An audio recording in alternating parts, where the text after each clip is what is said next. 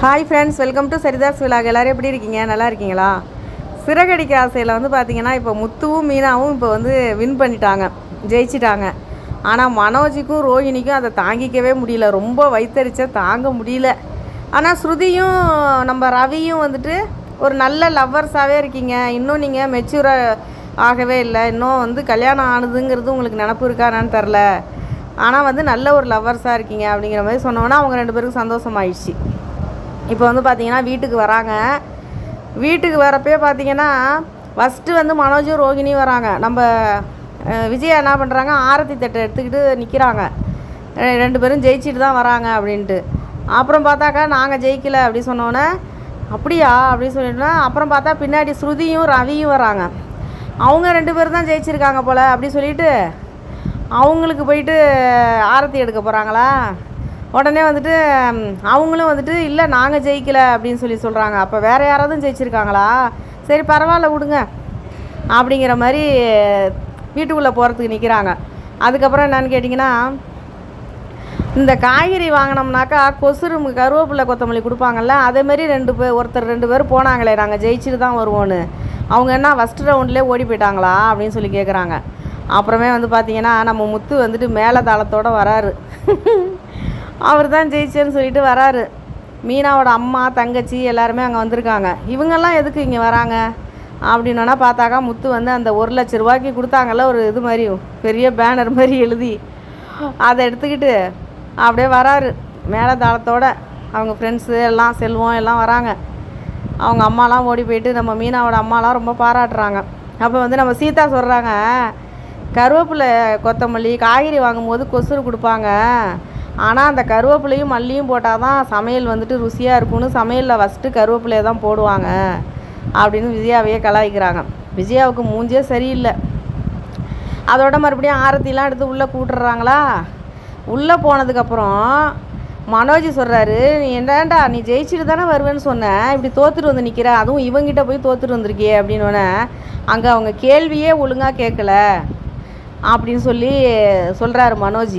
அதுக்கு நம்ம இவங்க சொல்கிறாங்க, விஜயா ஆட தெரியாதவன் மேடை கோணலாக இருக்குன்னு சொன்னானா, அது மாதிரி கதையாக இருக்குடா அப்படின்னா, அம்மா உனக்கு தெரியாதுமா, அவங்க கேட்ட கேள்வியே ஒன்றும் சரி கிடையாது, இவன் ஏதோ சும்மா இதுங்க அப்படி இப்படின்னு பேசி அப்படியே உளறி கொட்டி ஏதோ ஜெயிச்சிருச்சுங்க, மற்றபடி வந்து அவங்க கேட்ட கேள்வியெலாம் ஒன்றும் சரியில்லை அப்படின்னு. ஆனால் வந்துட்டு அண்ணாமலைகிட்ட கொண்டாந்து அந்த 1,00,000 கொடுக்குறாரு இவர். அதாவது அந்த அட்டையை கொண்டாந்து கொடுக்குறாரு. ஏன்டா என்கிட்ட கொடுக்குற, நீ வச்சுக்கோ, ரூம் கட்டுறதுக்கு உங்களுக்கு யூஸ் ஆகும், நீங்கள் வச்சிங்க அப்படின்னு சொல்லி அவர் சொல்கிறாரு. இல்லைப்பா நான் முதல்ல 1,00,000 ரூபா சம்பாரிச்சிருக்கேன், அதை உன் கையில் கொடுத்து உன் முகத்தில் ஒரு சந்தோஷத்தை நான் பார்க்கணும் அப்படின்னு சொல்கிறாரு முத்து. பரவாயில்லடா, நீ இதை இப்படி சொன்னதே எனக்கு சந்தோஷமாக இருக்குது அப்படி சொல்லிவிட்டு நீ அதை பத்திரமா நீ வச்சுக்கோ, ரூம் கட்டுறதுக்கு அது உனக்கு யூஸ் ஆகும் அப்படின்னு சொல்லிட்டு அவர் சொல்கிறாரு. உண்மையிலே வந்துட்டு மனசை புரிஞ்சுக்கிட்டு கள்ளங்கபடம் இல்லாத ஒரு யதார்த்தமான ஜோடினா அது நீங்கள் ரெண்டு பேர் தான். கரெக்டாக அவங்களும் செலக்ட் பண்ணி அவங்களுக்கு வந்துட்டு கிஃப்ட்டு கொடுத்துருக்காங்க அப்படின்னு அண்ணாமலை பாராட்டுறாரு. இப்போ வந்து பார்த்திங்கன்னா நம்ம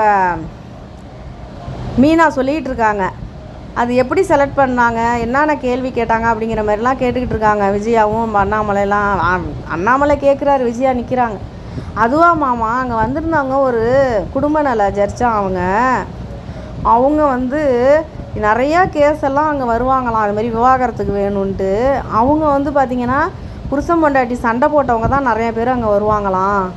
ஆனால் வந்து ஒரு கேள்வி கேட்டாங்க, நீங்கள் சண்டை போட்டாக்கா சாரி யார் கேட்பீங்க அப்படின்ட்டு. அதுக்கு வந்து அவங்க சொல்கிறாங்க, நல்லா சண்டை போட்டு இருக்கிறவங்க தான் உண்மையான புருஷன் பொண்டாட்டியாம், சண்டையே போடாமல் இருக்கிறவங்க வந்துட்டு உண்மையான புருஷன் பொண்டாட்டியாக இருக்க முடியாது, அவங்க வந்து ஒருத்தருக்கு ஒருத்தர் ஏதோ ஒரு ரகசியத்தை மறைச்சிருப்பாங்க, அதனால தான் அவங்க சண்டையே போடாமல் எது பண்ணாலும் அட்ஜஸ்ட் பண்ணிவிட்டு குடும்பம் பண்ணுவாங்க, சண்டை போட்டுக்கிட்டு இருக்கவங்க சண்டை போட்டுட்டு திரும்ப திரும்ப சேர்ந்துக்கிறவங்க தான் உண்மையான புருஷன் பொண்டாட்டி அப்படிங்கிற மாதிரி அவங்க சொன்னாங்க. இந்த மாதிரி வந்துட்டு சண்டையே போடாமல் இருக்கிறவங்க மனசுக்குள்ளே வந்துட்டு ஏதோ ரகசியம் இருக்கும்னு சொல்லி அவங்க சொல்கிறாங்க மாமான்னு சொல்லி இவங்க சொல்கிறாங்க. அதுக்கு ரோகிணிக்கு வந்துட்டு பக்கு பக்குங்குது, ஐயோ என்னடா இது இப்படி கண்டுபிடிச்சிட்டாங்களே, நம்ம வந்துட்டு ரகசியத்தை மறைக்கிறோங்கிறது தெரிஞ்சிட போதும் என்னமோன்ட்டு, என்னம்மா என்னமோ சொல்கிறா, அப்படியெல்லாம்மா சொன்னாங்க அப்படின்னோடனே, அதெல்லாம் கிடையாது ஆண்டி, அவங்க இங்கிலீஷில் வந்துட்டு சொன்னதெல்லாம் இவங்களுக்கு ஒன்றும் புரியல, அதை அறகுறையாக புரிஞ்சுக்கிட்டு பேசுகிறாங்க, வேறு ஒன்றும் கிடையாது அப்படின்னு ரோகிணி மாற்றி சொல்லிடுறாங்க. இப்போ இதோட இருக்குது சிறகடிக்க ஆசை கதை. இப்போ மனோஜுக்கு ரொம்ப வயிற்றுச்சா தாங்க முடியல முத்து ஜெயிச்சது. ஆனால் ஸ்ருதிக்கும் நம்ம ரவிக்கும் சந்தோஷமாக இருக்குது. ஆனால் ஸ்ருதி வந்துட்டு வீட்டுக்கு வந்து சண்டை போடுறாங்க. நீ என்கிட்ட கேட்காம எப்படி நீ ஸ்டேஜில் உட்கார வச்சுக்கிட்டு இது மாதிரி 3 குழந்தைங்க வேணும்னு சொன்ன, என்கிட்ட நீ அதை இதை கேட்டிருக்கணும்ல அப்படின்னு சொல்லிட்டு ஸ்ருதி வீட்லேயும் விட்டு வைக்கல, வந்து சண்டையை ஆரம்பிக்கிறாங்க. இதோட இருக்குங்க சிறகடிக்க ஆசை கதை. இதுக்கப்புறம் தான் தெரியும் இவங்க வந்துட்டு நம்ம ரோகிணியும் மனோஜும் வயிற்றுச்சலில் ரொம்ப டென்ஷன் ஆகி இருக்காங்க. இப்போ முத்துவும் மீனாவும் ஒன்றுமே தெரியாது அப்படின்னு நினச்சிக்கிட்டு இருந்தோம். கடைசியாக அவங்க 2 பேரும் ஜெயிச்சிட்டாங்களே அப்படிங்கிற மாதிரி இருக்காங்க. பார்க்கலாம் நாளைக்கு என்ன நடக்குதுங்கிறத வெயிட் பண்ணி பார்க்கலாம். இந்த வீடியோ உங்களுக்கு பிடிச்சிருந்தா லைக் பண்ணுங்கள், ஷேர் பண்ணுங்கள், சப்ஸ்கிரைப் பண்ணுங்கள். ஆனால் ஒரே ஒரு விஷயம் மட்டும் இதில் என்னன்னு கேட்டிங்கன்னா, அந்த ஆரத்தி தட்டு எடுத்துகிட்டு நின்றுட்டு இருந்தாங்கல்ல, மனோஜும் ஜெயிக்கலைன்னு சொன்னோம். மனோஜும் ஜெயிக்கலை, ரவியும் ஜெயிக்கலை. ஏன் முத்து ஜெயிச்சிருக்காருல்ல, பாவம் தானே அவரும் இவங்க வயிற்றில் பிறந்த ஒரு புள்ள தானேங்க. இந்த விஜயா ஏன் இப்படி நடந்துக்கிறாங்கங்கிறதே கொஞ்சம் கூட தெரியவே இல்லைல்ல. சின்ன வயசில் அது நடந்த ஒரு தப்பு, அதுவும் அவர் பண்ணலை, மனோஜ் பண்ண தப்புக்கு இவர் குற்றவாளியாக நிற்கிறாரு. அதுக்கு பழி வாங்கிறதுக்கு இன்னும் இவ்வளோ நாளாவா அப்படி இருப்பாங்க? ஒரு குழந்தைங்க தப்பு பண்ணாக்கா ஏதோ ஒரு கொஞ்ச நாள் பேசாமல் இருப்பாங்க, அப்புறம் பேச ஆரம்பிச்சிட மாட்டாங்களா? இப்படி ரொம்பவும் ஓவராக வந்து பண்ணுறாங்க. அவங்க முத்துவை அடியோடு வெறுக்கிறாங்க. ஆனால் முத்து வந்து அவங்க அம்மா மேலே அவ்வளோ பாசமாக இருக்கார். என்றைக்கு தான் உண்மை தெரிஞ்சு அவங்க வந்து ஏற்றுக்கிட்டாலும் இதுக்கப்புறம் எவ்வளோ பாசத்தை கொடுக்க முடியும் அவங்களால? எவ்வளோ நாள் பாட்டி வீட்டில் கொண்டே விட்டுட்டு பாசத்தை கொடுக்காமே விட்டுட்டாங்க. இதுக்கப்புறம் உண்மை தெரிஞ்சதுக்கப்புறம் அவங்க எவ்வளோ காலத்துக்கு பாசம் காட்ட முடியும்?